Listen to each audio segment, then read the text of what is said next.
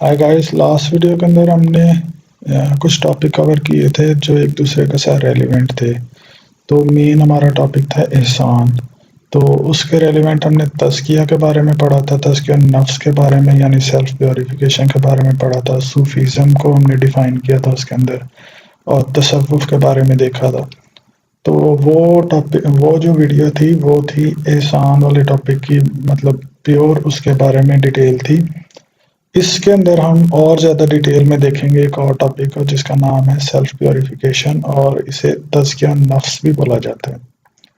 सो इसके बारे में एक डॉन न्यूज़ के अंदर आर्टिकल पब्लिश था, तो वो मैंने इसके अंदर से लिया है। So the core of the Islamic faith is purification of the self, जिसे तज़किया नफ्स भी कहा जाता है।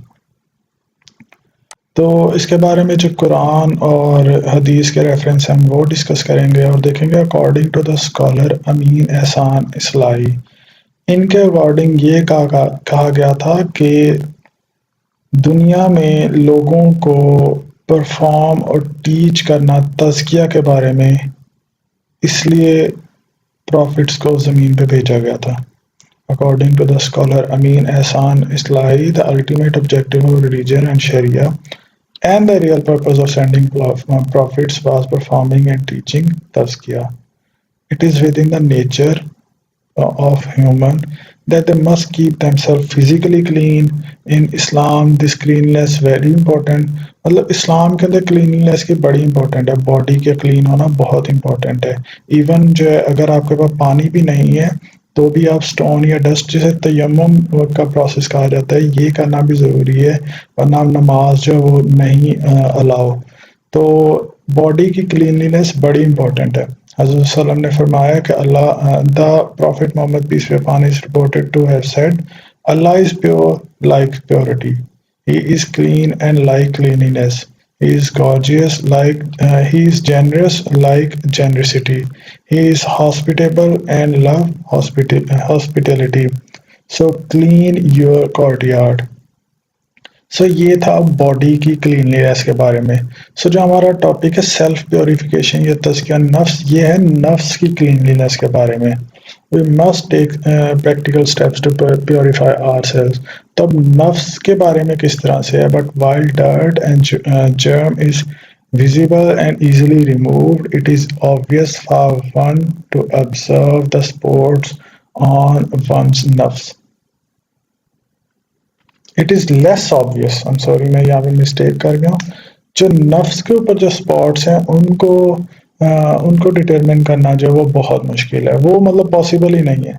The word is used in the Quran in the meaning of desires. नफ्स का जो मतलब जो कुरान से रेलिवेंट मतलब है वो है desires, attributes, feelings, emotions leadings to action.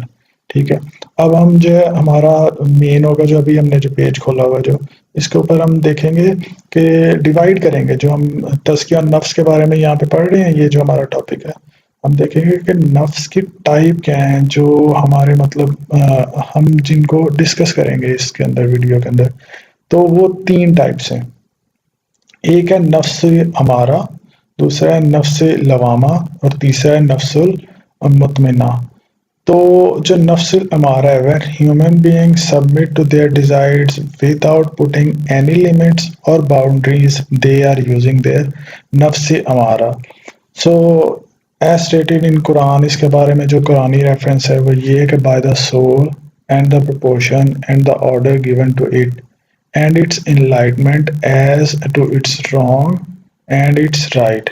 Truly he succeeds that purifies it, and he fails that corrupt it. So इसका मैं थोड़ा एक्सप्लेन कर देता हूँ। इसके अंदर कहा गया है कि आपको राइट और रॉन्ग दोनों जो वो प्रोवाइड किए गए हैं। अब वो सक्सीड वो होगा जो अपने आप को प्योरीफाई कर लेगा, और वो फेल हो जाएगा जो करप्ट होगा इसके अंदर।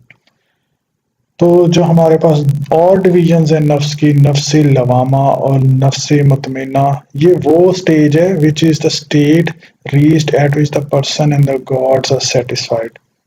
इन Quran, to the righteous soul will be said, oh thou soul in complete rest and satisfaction, come back though to the Lord, well pleased and well pleasing unto him. The evolution of the nafs from nafsul amara to nafsul mutmainna is the process of तज़किया.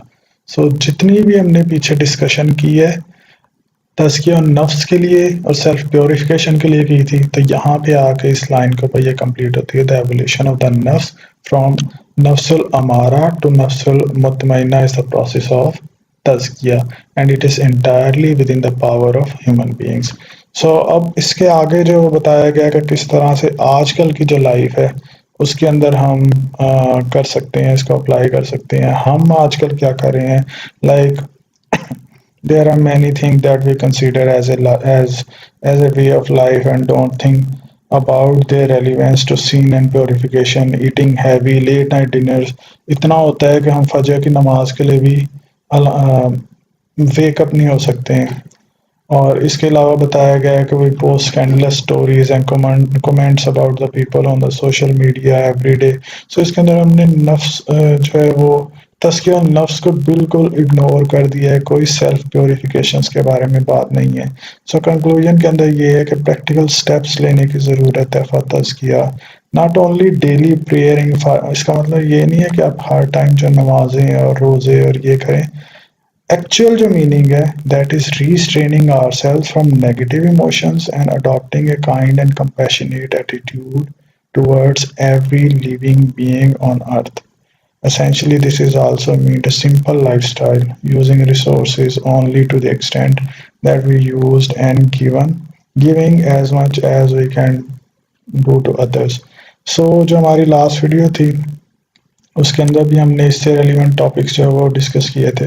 आज हमने specifically तज़किया नफ्स के बारे में एक published article जो discuss किया है जिसके अंदर रेफरेंसेस कुरान से रिलेटेड भी हैं और हिस्ट्री से रिलेटेड भी हैं. इमाम एहसान इस्लाही के हमने इसके अंदर कोट किया है. सो